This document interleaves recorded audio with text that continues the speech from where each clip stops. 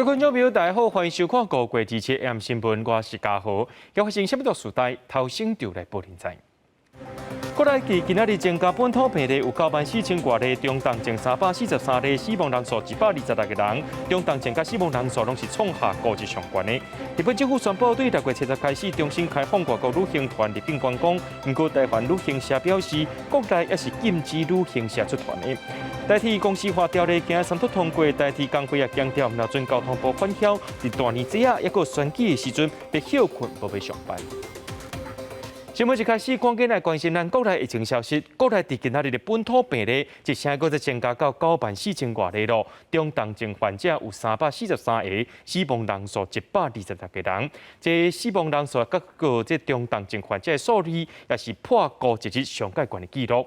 另外，外国媒体也报道讲，全世界防疫论成排名5月台湾伫咧53个国家内面落到第51名。指挥官陈时中表示，这是每一个国家拢会碰到问题，目前甲重点放伫咧兼顾医疗量能、社会安全甲经济。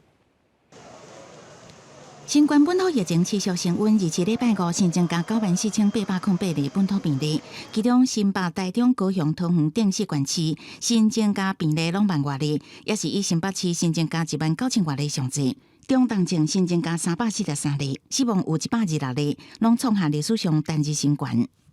126位的死亡个案当中，有慢性病的是占113人，那85人没有接种满3剂的疫苗，年龄超过80岁的有73位。本土疫情严重，儿童疫苗也当赶紧伫做，按过部分县市的儿童辉瑞疫苗预约真紧就互抢了。对这个代志，指挥中心阁强调，儿童疫苗的量一定有够。即嘛是因为各县市甲疫苗先留互学校来做，按过因为学校停课，家长会先带囡仔去病院做，毋则会造成疫苗欠缺。所以即嘛已经协调地方，甲部分疫苗先刷到医疗院所。家长们很心急，就会跑到这个医疗院所来预约。然后，因为控留在保留给学校比较多，所以在医疗院所相对会少。另外，针对外国媒体彭博社发布最新的全球防疫能力排名，台湾列伫尾啊第3名。对这个代志，陈时中是讲这真正常，这是 Omicron 疫情每一个国家一定爱行的路。在 Omicron 这段时间，这个疫情的起来是每一个国家必经之路。那怎么样在这个必经之路，能够让医疗药物？还有整体社会的一个安心、安全跟经济的一个兼顾，那是我们现在在努力的。陈时中是讲，目前本土疫情是伫高原稳定期，真有可能持续2礼拜，所以呼吁长辈集会人赶紧甲3剂疫苗注好。到目前为止，国内第1剂疫苗注射率是87.45%，第2剂是81.61%，第3剂对加成是64.9%。记者综合报道。但国内目前有18例囡仔确诊了后，却转做重症，8个死亡个案内面有5个跟脑炎有关联。指挥中心宣布讲，这6岁以下囡仔，一个人会当免费领到5支快筛试剂，对6月7日开始领到6月底。接受医师评估，确认身体状况无问题，有着增强保护力。为咗家长带囡仔去注射针注辉瑞儿童疫苗，因为国内目前已经累积18例儿童重症，8例死亡，有5例死亡跟脑炎有关系。5岁的一位女童那本身有这个发展性的一个疾患，那另外在5月21号的时候开始有发烧的一个情形。5月22号，家长帮他做快筛是阳性那后来因为出现有这个呕吐跟全身痉挛，还有意识丧失等这些症状由家人这边紧急安排送医。那到急诊的时候量体温是37度6。不过在急诊这边，就是因为有这个缺氧跟呼吸窘迫的一个情形，经过检查也怀疑是脑炎所以紧急的插管住到加护病房去。Omicron 的病毒的话，如果一旦在小朋友引发所谓的脑炎的话，我们可以看到它几乎是攻击可能整个脑部。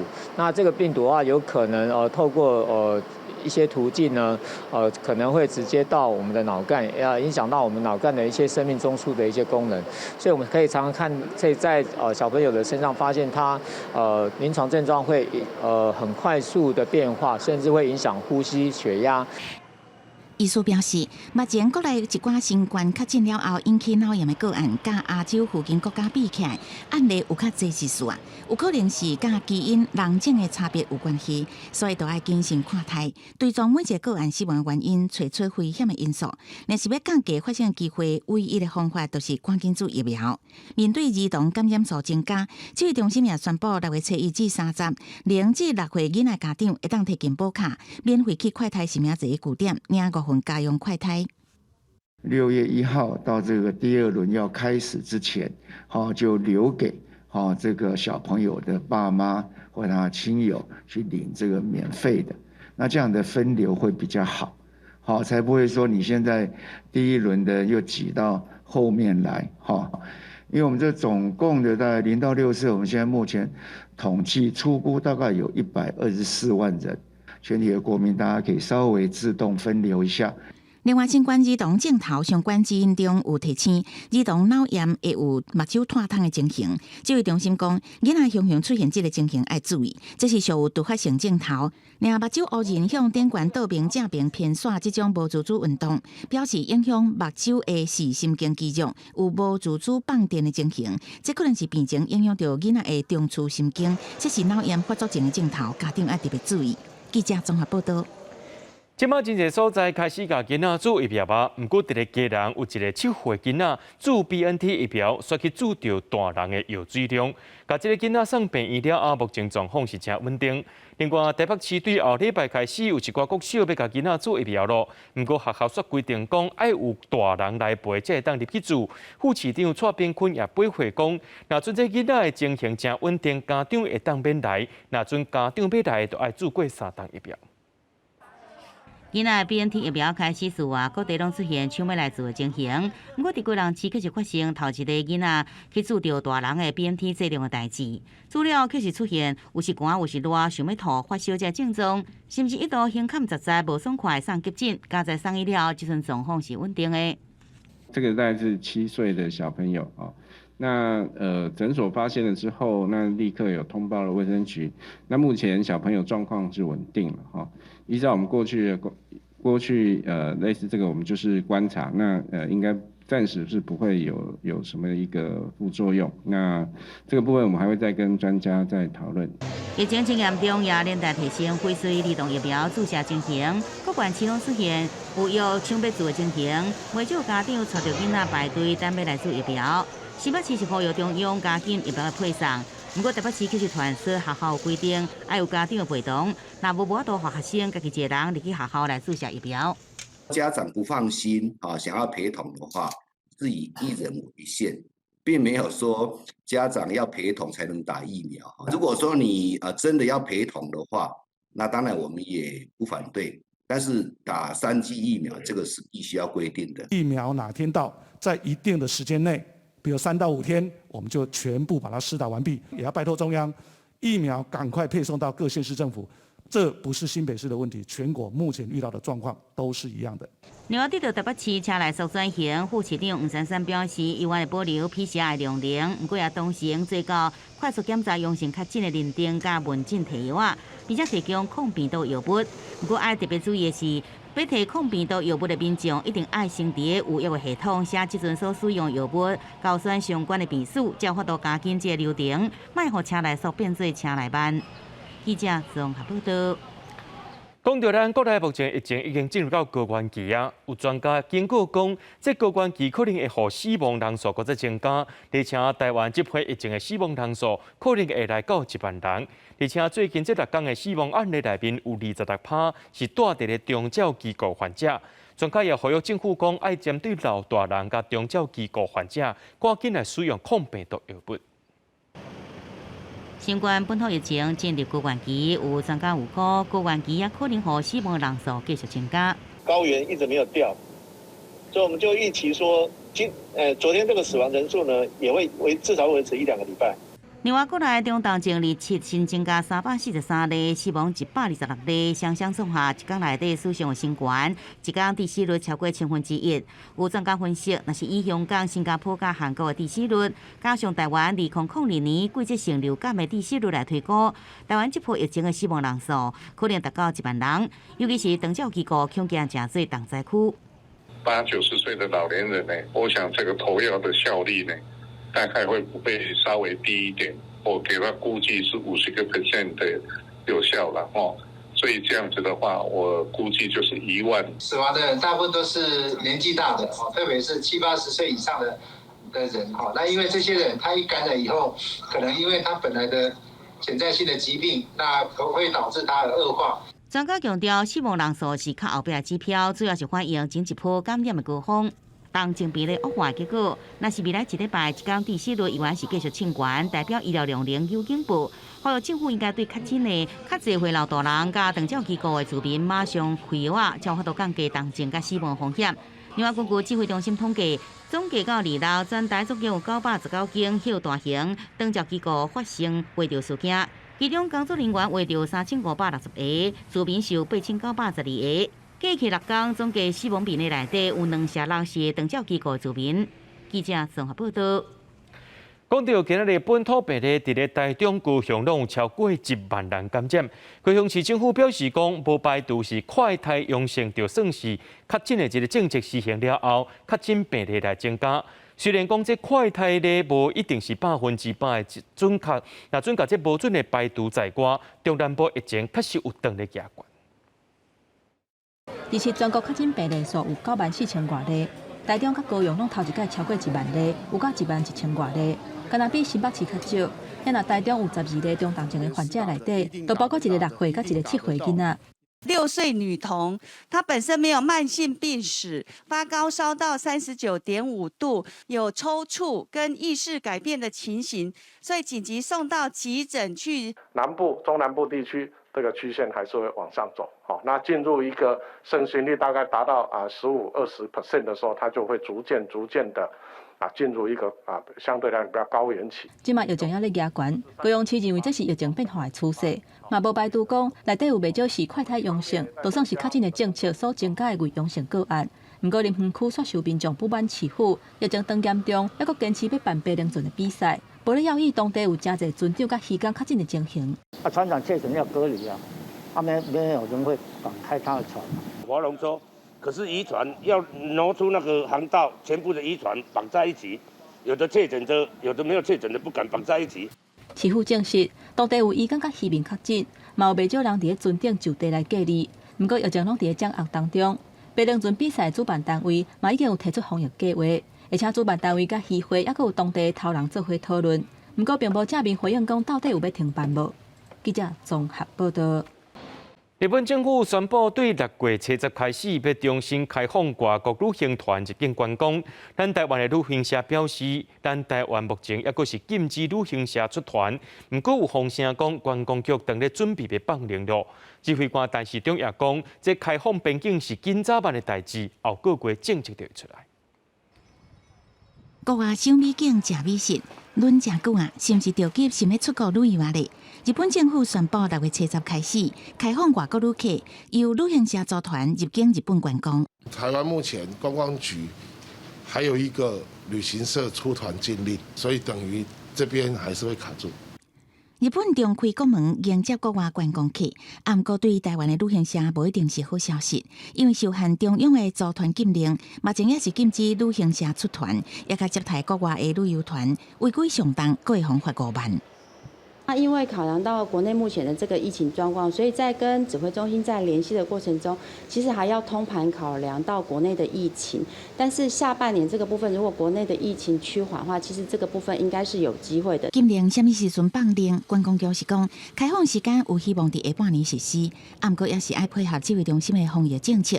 而且日本政府放令边境管制，外交部表示，台湾可能列做风险上低的南区。6月初1开始入境日本，会当免除体检甲隔离，不过也是必须事先申请签证。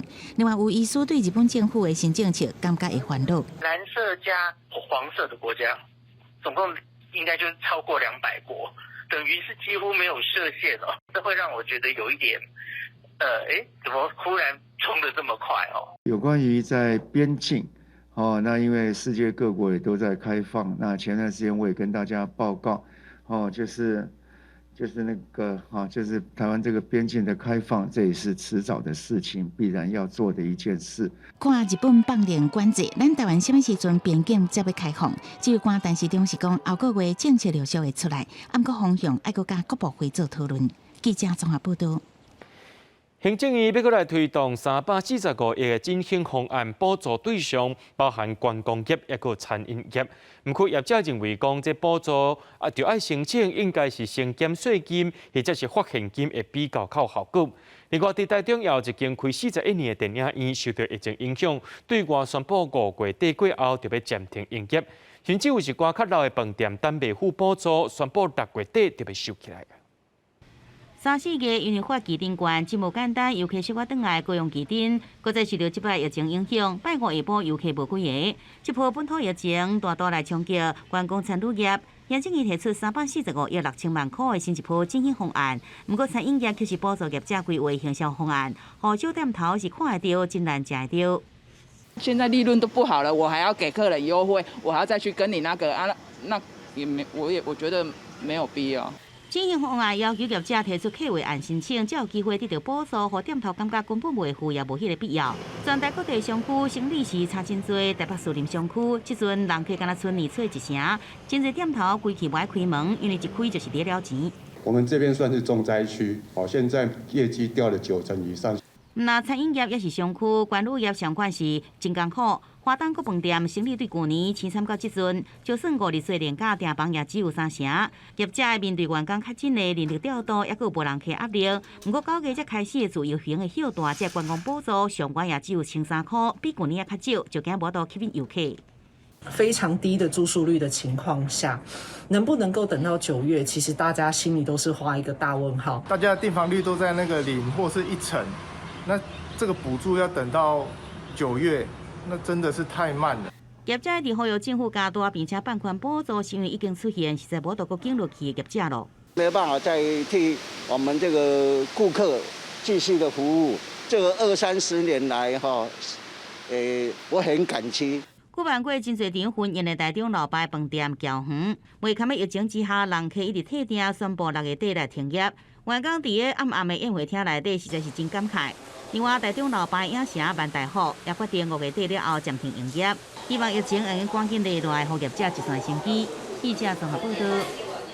接下直接来看社会大事件。最近这黄山啊河伫各地头也拢传出淹水灾情，将华新港的市区伫咧淹水，台中清水沙落，这淹水也淹甲骹肚遐悬。山区的中环便道早起到中昼拢无开放通车。另外，台七甲线57.7公里处的所在也发生崩山。另外，伫新德县的区比宝山五峰也拢这车路落去情形。另外，伫花莲的秀林乡花湖线5.5公里的所在，也出现崩山的灾情。雨落几暝了后，中华新港的人家厝怎规个变甲安尼？涂骹积水超过骹目的悬，外口雨还阁伫咧落，水一直溢入来厝内底，家具嘛照拢浸伫咧水底，用杂水房啊根本就无掀海着。若清洁队嘛受到牵连，粪扫车甲机具嘛拢掉伫咧遐。另外，新港国中的运动场嘛变作是大水池，校长是赶紧变去学校，甲水沟通通咧。操场的话，就是因为它是地势最低洼的地方，然后其他的地方原则上都还算是正常。台中海线雨嘛是规通倒，沙落的沙电路车路规个变作黄色的，车若驶过水是规个喷起来。大雨为2、6暗持续落到27，车路积水是已经积到要半个链仔悬。另外，山区嘛有传出灾情，伫个和平区台七甲线57.7公里的所在，宽山路段边坡崩落，还佫有树仔倒去，赶紧派大型机具去处理。若中型便道，伫个中岛进前是拢无开放通行。原本预计1点抢通，提前在12点就已经抢通恢复通车。山区降雨期间，呼吁民众尽量非必要请勿进入山区。伫个新竹山区，包括峨眉乡得43至1线，甲得81线2.4公里的所在，宝山乡三丰路宝山路五峰乡122线39.8公里到24.5公里的所在，拢出现车路放弃或者是路基崩塌的情形，县府赶紧出动机构去处理。也那花莲的秀林乡花五线5.5公里的所在，嘛有几片山壁崩落来。及时，村长在第一时间就已经拉上封锁线，但是在昨天的下午又进行了一次最大的坍方，整个路都被挡住了。加在迄当阵无人甲车位遐过，警方嘛去现场管制通行。气象局表示，这波方面按算2倍雨才会较少。最近这几天各地可能要是上大雨，民众都要注意安全。记者综合报道。美国国务卿布林肯发表美国总统拜登上任了后的美国头一份中国政策，强调美国的一中政策是无改变，而且美国无想要甲中国再冷战啊，颠倒是来批评中国一直扰乱台湾，阻碍台湾参与国际行动。另外，美国无把台湾列入去印太经济架构名单内面，不过所有风声讲，美国安算甲台湾进行经贸对话，甲焦点放伫咧无一边理化，也个强冷链等等的议题。美中关系维持竞合局面，美国总统拜登进前讲会用军事保护台湾。国务卿布林肯发表上新的对中政策演讲，提起美国无寻求甲中国冲突，也是发起新冷战。美国并无要甲中国摆伫伫全球经济体系外，愿意伫气候变迁的议题甲中国合作。伊阁讲美国的一中政策无改变，阁讲中国对台威胁大大增加。While our policy has not changed, what has changed is Beijing's growing coercion. Like trying to cut off Taiwan's relations with countries around the world and blocking it from participating in international organizations. And Beijing has engaged in increasingly provocative rhetoric and activity, like flying PLA aircraft near Taiwan on an almost daily basis. 美方他们在事前已经分别在华府以及台北就国务卿演说向我方来进行详尽的简报。外交部我们乐见布林肯国务卿再次重申美方坚守对台湾的安全承诺。布林肯指出，美国支持台湾参与国际社会，对台政策并无改变，也是持续提供台湾有够的自我防卫能力。学者分析，美国用行两步退一步的方式经营美中关系，暗国有盟友围堵中国霸权扩张，台美关系升温都是上好的例。台海情势发展加强，是不是恶化？大家关心。现在呢，只是量的增加，也就是说，跟美国的盟友呢是在团结合作抗中的这个部分呢，就一直在加码。那这个就是我所谓的量的增加。那量的增加是不是到了一个定点了以后呢，会产生质的改变？这个就我们还要继续观察。外国媒体偏颇社报道，美国为了提升美台经贸关系，印太经济架构 IPEF 头一轮名单并无纳入台湾。不过传出台美要展开双边经济会谈，议题包含台美贸易投资架构协议，会甲 IPEF 议题相共，以贸易便利、供应链问题，也甲农产品贸易者的联系为主。记者综合报道。国军24到26连续3天伫屏东9片外海实行海空联合射击训练，包含 IDF 反向战机拢有参与。海巡署的安平南也试射向日飞弹。海军表示讲，这届训练有拍到精准度是到98%，这代表讲海军空军配合着海巡是有攻击的效果。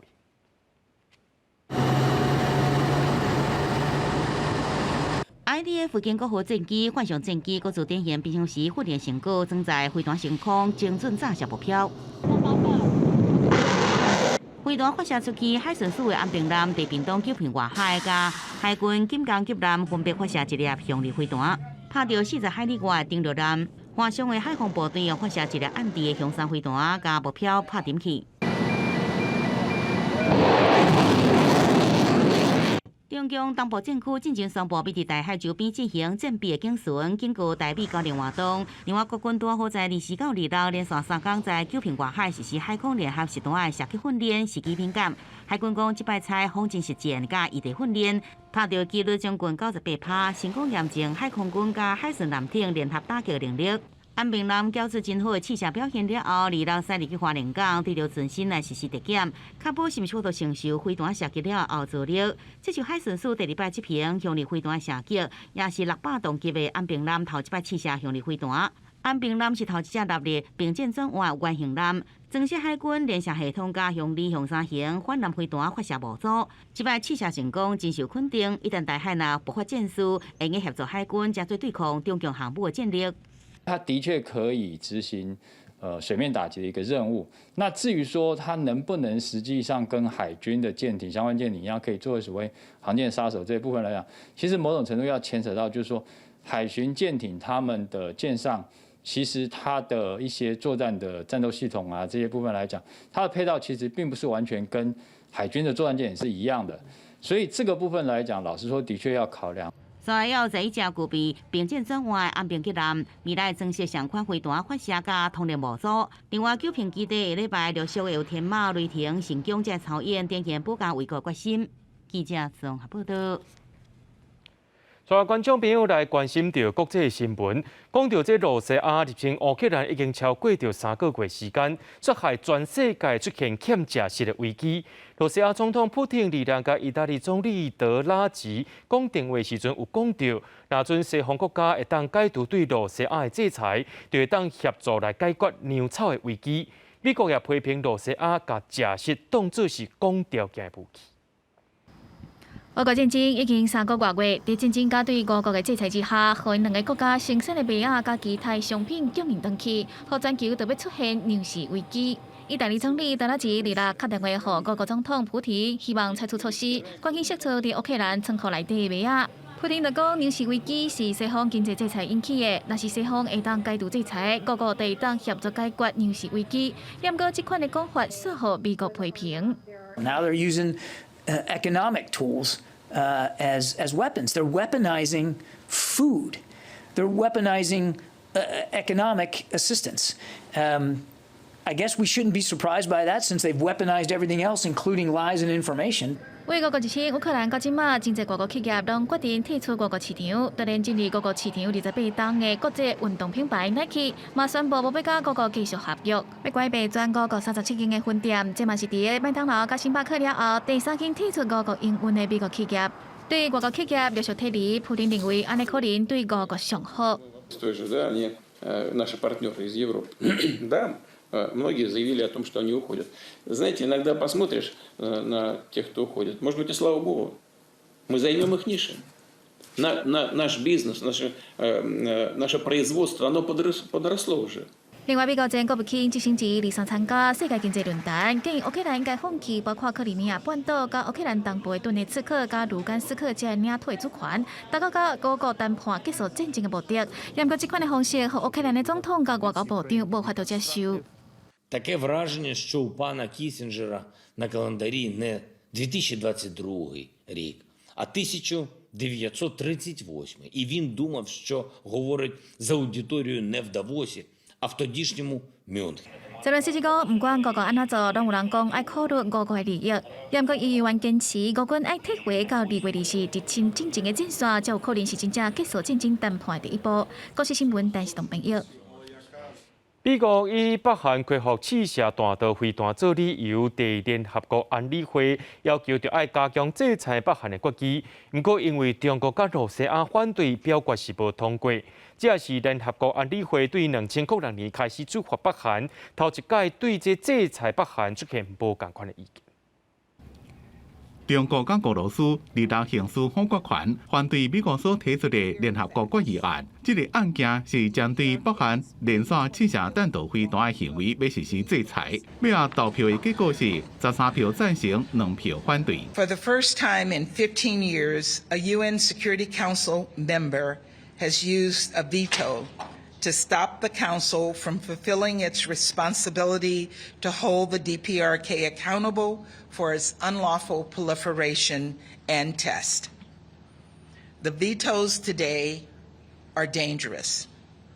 Those members have taken a stance that not only undermines the Security Council's previous action to which they have committed, but also undermines our collective security. 这是联合国有反决权的5个常任理事国。第一遍在咧制裁北韩的问题上出现重大无共意见，在投票前，个人费德也阁希望大家团结。This is DPRK's 6th ICBM launch since the beginning of 2022. This is a threat to the peace and security of the entire international community. 中国上诉联合国代表张军讲，朝鲜半岛局势发展到即卖情形，是美国的政策所造成的。进一步制裁北韩，只个来互对抗更加严重。俄罗斯驻联合国大使纳班季亚讲，伊无认为联合国的制裁行动对甲北韩的国防有任何帮助。平壤政府有5年的时间暂停相关的试射，不过今年已经无顾到安理会禁止。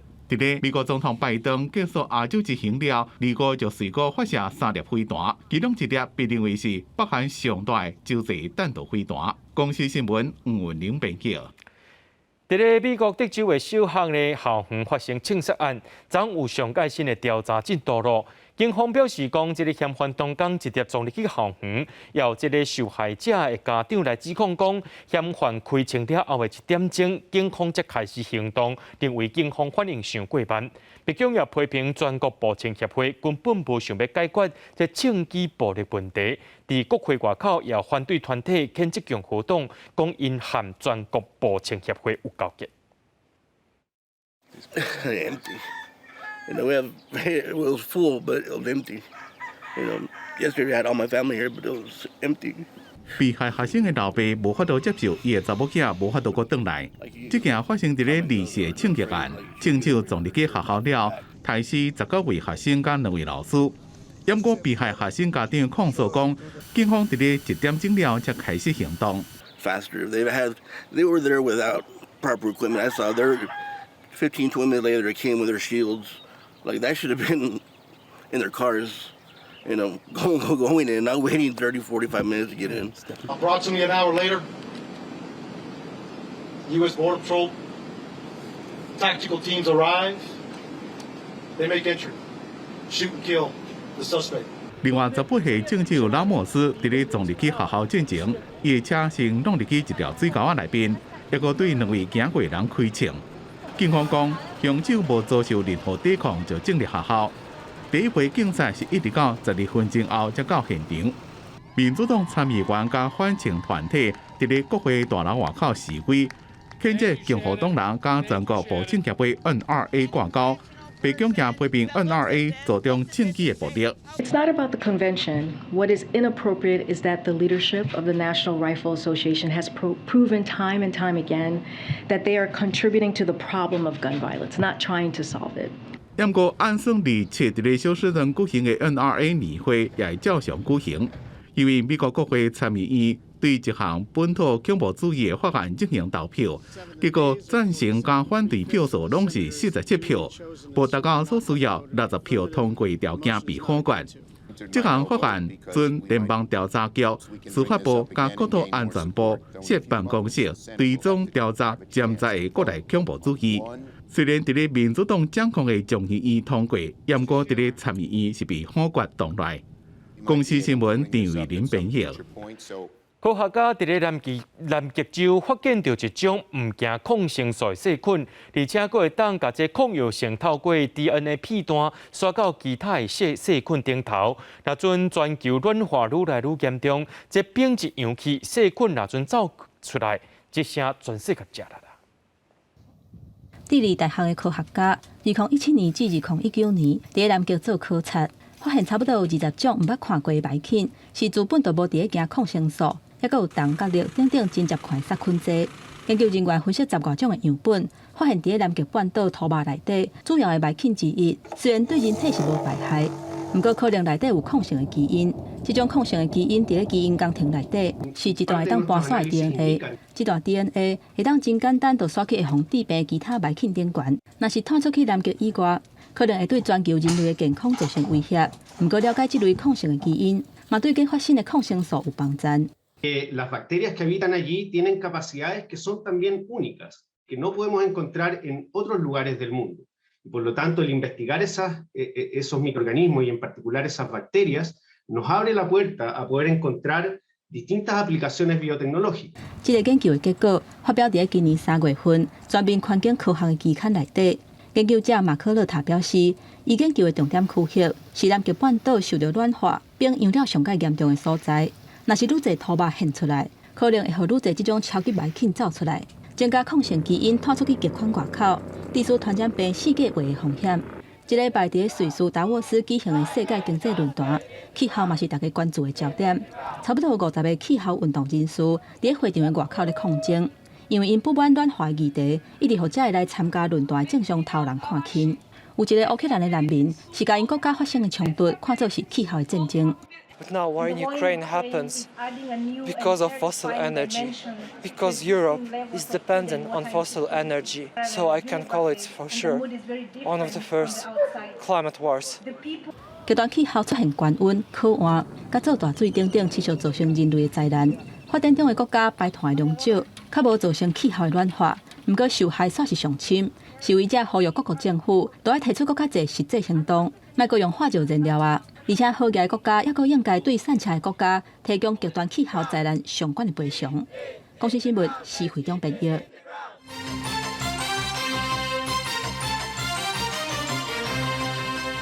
代替公司化是争论10多年，总算伫今仔日立法院三读通过啊！落尾还佫有16项主法年底进程也审议完成。代替企业工会表示，就算继续抗争，也是无度阻止公司化条例三读通过。伊也强调，若准交通部反晓，说落来这大年节啊，抑佫选举时阵拢要休困，无要上班。 国会议台湾铁路股份有限公司设置条例制定通过。代替公司化条例日前立法院议会正式三读通过，未来台湾铁路管理局会转型做代替公司，公司将由政府投资经营。交通部也发声明稿，强调后续会伫年底完成16项主法，并确定公司组织，一定2024年1月完成公司挂牌。 今天通过的设置条例，兼顾了员工的权益保障、台铁的资产的处置以及安全改革。公司化等于安全，真的是如此吗？我们希望 no more tears， 不要再有悲伤的眼泪。所讲的代替公司化条例，就是国营台湾铁路股份有限公司设置条例，拢总有23条，有纳入代替工会办的意见，包括设置安全委员会、资产处理方式。 现存短期债务，交通部必须设立基金清零，公司化了后，确保员工的权益，也甲过去配合政府政策，造成了钱要由政府负责补贴。27年没有调整票价，是你们政府所横生出来的一个负债的问题。债务你要公司可以。 要先归零。代替企工认为，通过的公司化条例伤过老粗，不过已经成立啊，敢来当接受。所来会注重16项主法的修订，令做无法度达成共识。所来中秋双十连假会依法休假。不符合我们的员工未来的一个期许。后续3个节日的部分里面，不配合加班的后续的一个行动。 代替总算下出公司化第一步，不过泰鲁格事故罹难者家属团体并不认同，因为因上看伊的行车安全改革，代替跟他做表面。安全委员会设在董事会之下，这是不是球员兼裁判同样都是那批人吗？事故罹难者家属团体是讲，说来要甲交通部行政院沟通，争取加入安全管理委员会，监督代替就是行车安全。不过代替公司化条例通过了后，还阁面临超过4000亿债务、少人才、老人才薪资福利问题，也甲土地开发者，恐惊必须爱甲这问题拢解决，才当如期伫2024年1月完成公司挂牌。记者综合报道。 促转会伫5月30依法解散。促转会9名委员今日做伙甲177万日的总结报告交予行政院长苏贞昌。行政院长苏贞昌伫致辞的时阵也讲到，伊愿意承担责任，替迄当时国家所做的错误尽全力弥补，而且找出代志的真相。我愿意承担这个责任，也愿意督率全体公务人员为当年 国家所做的错误，尽全力的来弥补、矫正、还原，对受难者及家属表示最大的忏悔跟尽力。 促转会伫过去4年来完成的内容，包含着列管公共空间维权上顶超过1500单，审定政党持有的政治档案7500多件。苏贞昌也强调，这不是结束，是一个新阶段的开始。未来伊由国发会等6个部会，还有行政院特别成立人权处来承接促转会本地任务，继续来拍拼转型正义。国民党提名立委蒋万安去选台北市长，蒋万安今仔日要去找马英九请教。不过，民进党的部分目前是也未有提名的规划。有人认为，卫福部长陈时中，也有交通部前部长林佳龙，拢是有真有可能的人选。特别是林佳龙，伊伫咧面册顶头写着首都的12大项政策，争取党内定调。另外，洪当作是台北市长郭文哲的接班人，也就是目前台北市副市长黄珊珊，伊今日表示讲，敢若关心疫情，无要关心选情。国民党25正式定调，党籍立委蒋万安到明年底台北市长的选战。早起蒋万安先请教前总统，也是捌做过2任台北市长的马英九。城市的发展是延续性的，经由过去经验的累积，才能让台北市在既有基础之下永续的发展。对于台北市政，我会用创新的思维、科技的手段、永续的精神来执行我的市政愿景。蒋万安提出市政环境的牛肉，开启参选的热度。不过，民进党到即阵依然也未启动提名的作业，一直向点名参选的卫福部长陈时中，最近对着选举拢无啥要讲，强调关心疫情。不过，前交通部长林佳龙27是经由面册发布首都环境的未来想象，也提出12大政策的计划，表态争取党内定调。另外，现任台北市副市长黄珊珊带着行政的资源优势，党中也真受到关心甲注意。每一个人都把自己的工作做好，就是最好的准备了。还是那句话，我们只关心疫情，不关心选情。民进党立委蔡壁如讲，黄珊珊原先规划台北市议会会期结束了后，就要离职来参选。不过拄到疫情爆发之后延后，若是要等到全台疫情稳定，恐惊上紧嘛要到7、8月。记者综合报道。咱国地头开始注册 BNT 儿童疫苗，真侪家长替囡仔预约排队。屏东今仔日开始咧，伫屏东火车头有设一个注射站，唔免预约，人是随来随住。想袂到有民众天还未光的时阵就来排队，甚至有人对台北专工路来带囡仔要来做。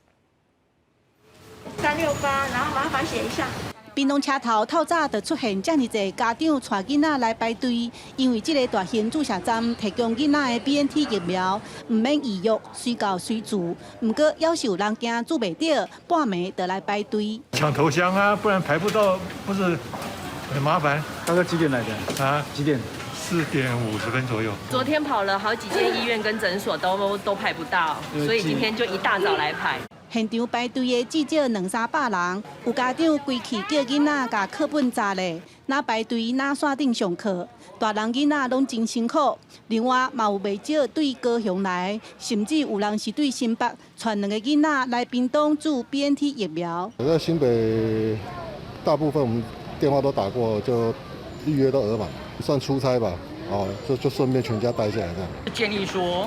其实应该各县市可以效法屏东这样子的，就是随到随打比较方便。要不然预约有时候电话中忙线，其实诊所的人他也忙，然后又打电话打一轮可能都打不到。屏东车头是少年线3天开囡仔的 BNT 注射站，早起除了有一个囡仔注射了后，人无爽快送医，500个名额真紧就注了啊。施打量将是现场人潮及医院量能机动性调整。未来也将依中央疫苗拨配情形，评估是否开设施打站。卫生局表示，屏东的学校对30开始卖安排 BNT 疫苗，家长唔免伤过着急。记者陈嘉文、廖维做屏东报道。新竹县有社会福利机构进行替家幼做快胎，发现有个人确诊，说因为身份的关系，无相关单位会甲因收治，恐惊会变作是四界去的传染源。忍耐一下下哈，一下就好了。社工人员用快胎试剂替家友进行快速体检，想袂到一个体检，就当场发现有人确诊。问题是，就算通报，嘛无相关单位会当收治。原本就无厝大的家友，确诊嘛无所在通隔离。会很担心，那希望政府要是他们确诊的话，可不可以照顾他们？有一个机构可以让他们在那边可以隔离这样子。其实这个街友的染疫这个风险跟染疫后续处置作为，其实我们政府现在目前都还没有在做一个因应的一个作为了。万一我们街友染疫，他没有获得及时的隔离处理，他一样还是回到街头，他也没有手机，你对他采罚也都没有用。新竹县拢总有80外个登记注册的家友，大部分平常时拢在火车站附近活动。针对家友若是确诊，社会处表示，会派社工协助，依照卫生局指示进行隔离。社会处也特别指派社工，还有跟协会一起来陪同这位街友呢，进行后续这个门诊确诊的评估。那后续有通报或者是安置，我们都会按照卫生局的指引安排到加强型的防疫旅馆，还有集中检疫所。根据卫生福利部资料显示，目前家友的感染率差不多20%。要安怎帮助因对抗疫情？恐惊也是各县市面对防疫，爱去特别注意的所在。记者刘君和新竹报道。讲到这阵啊，雨落袂停，嘉义市的北港路，过去发生这落大雨，水袂赴排出伫咧做大水。这几天着民众发现讲，巷仔内面的水沟啊，起了比这路面更较宽，也怀疑讲安尼敢有排水的功能咧。去年8月大雨，民众伫厝内用手机翕到外口积水的情况。这阵啊，大雨阁开始直落，附近民众看到当咧施工的水沟宽过路面，烦恼水沟啊要安怎来排水。就是我们开始下雨就开始搬东西了，要把它垫高。事实上，当地的地方就是因为地势低洼，所以我们未来会把路基会垫高，跟我的水沟齐平。工务处表示，路边急悬的时阵，会考虑到两边徛架的悬度，双边阁会做积水井，加强排水功能，减少雨水倒人到人厝的情况。其实反而比较庆幸说，它刚好路面抬高，整个地势比较平坦，因为现在是整个往下走的。目前这条排水沟当咧施工的阶段，所以才会出现比路面更较悬的情况。工务处强调，工程要做进前，拢会向社区的民众来说明。即卖因为天气的关系，先暂时停工，希望会当赶伫风台来进前，解决这过去淹水的问题。记者林慧婷嘉义报道。这雨落袂停，云林县一寡龟仔类的水果拢烂去，损失是真大。早起云林县农业处就去到现场了解实际状况。伫轮背种洋芳果农民表示，规片的洋芳果拢烂了，损失大约是400万，也希望会当赶紧摕到灾害补助。农民入去园区，撒来的洋芳果拢已经烂去，无法度采收。最近雨一直落，造成云林仑背乡种的洋芳果损害真严重。当地农民表示，连续落雨，搁加上一声出日头，芳果的损失是真严重。一直下雨，本来我们是趁着雨停的时候都有过来喷农药什么的啊，这一点点有这种状况，大概就1个礼拜的时间就顺便全部死掉，就像这样子，全部就这样子得涨伊。都自我种38担，今年上凄惨的，海沟有够严重的。细里的农民表示，伊今年种洋芳果11公顷，投资成本大约400万，即马是无法度采收。云林县府农业处27透早找相关的单位现场勘查，因表示，这寡洋芳果确实受到气候落雨影响，会赶紧函文予农委会，建议公告云林县办理洋芳果甲芳果现金救助。因为天气可能有下雨跟出太阳，导致太阳相关的一些可能有晒伤或是裂瓜或是一些腐败的情形。这个纯粹就是雨安尼，一段时间下，一段让它冬，某一种有大的时间，就是这样半天一天还不够它恢复，然后小雨又下来了，所以会连带着这个药剂防治变成它的效果没出来。农业处表示，云林种的洋芳果有147公顷，那经过农委会公告，正做天然灾害现金救助的地区，超过20%的损害，洋芳果1公顷会当领8万块。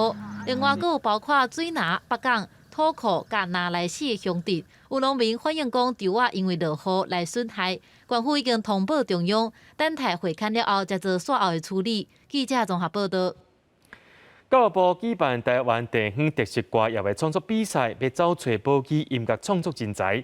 今年第2届选出13个得奖者，其中摕到台语组特优奖的歌曲《无水疗》，是以高雄大树在地族群故事做主题，带观众朋友做回来看。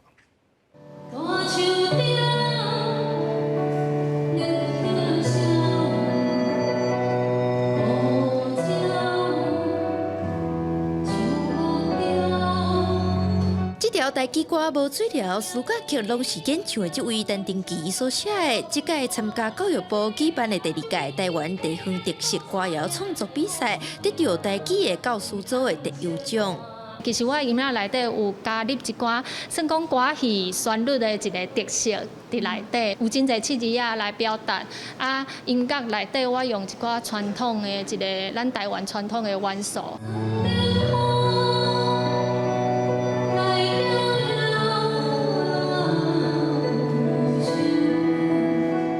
歌词要回土地甲人，将高雄大树遐的砖头、无水疗、甲高曲洞、8当前自录小台温婉谱成歌曲，拄好伊甲翁婿分别是这两种的人，嘛亲像放下过去两边结合，用音乐唱出家乡的人文。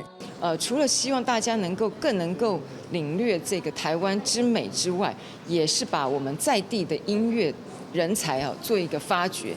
教育部表示，自4当前就开始举办比赛，起头敢若定选歌词、教导甲全面性，以客记、台记等邀集各地作品，总共有13位得奖者。嘛有评审表示，真侪过去的歌谣传唱到大，嘛应该要有新一代的特色歌谣来接棒，互更加侪人听到，通更加爱咱的土地。记者陈阿木李祥凯台北采访报道。那准咱人呢，加一支手指头啊，做代志的速度，敢会变搁较紧呢？日本和法国的研究团队进前有成功研发出机器第六指，是希望透过这第六指帮助咱的日常生活。手里传出阵阵机械声，看较清楚的5支镜头顶悬竟然加一支机器镜头啊！这是日本甲法国研究团队共同研发的机器第六指。为2016年开始的研究，是想要研究大脑对新增加的身体部位有什么反应。自分の体は脳で動かせるのは知ってるけれども、新しい体っていう来た時に脳は対応できるのかって、これはすごい問いとして面白いな。第六指配挂方式无复杂，先伫手骨大细的感测器，再将第六指倒伫细支镜头边仔就完成啊。今回のは、伸ばす筋肉と曲げる筋肉の両方が同時に活動した時の信号が出た時のみ、ここについている指に電流が流れて、モーターに電流が流れて曲がるという仕組みになっています。成功透过手骨的肌肉发出信号，互人造镜头会当震动，只要使用1点钟就会当惯视，甚至感觉镜头是家己身体的一部分，证明咱人会当借由增加外来身体部位来扩张身体。即马第六指还搁伫实验阶段，敢会当弯甲寸。不过，研究团队表示，以后的目标是强化莫大的震动系统，让第六指会当真正发挥作用，亲像加紧拍字的速度，用第六指演奏钢琴甲吉他，也是咱人身躯无的尾流，也是实际器官，拢有可能实现。公司新闻王雅芳编译。明仔天气是好也是歹，做伙来看预报，恁就知。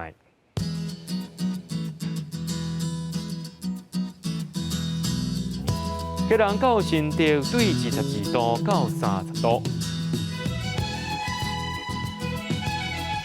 标题到云林对24度到33度，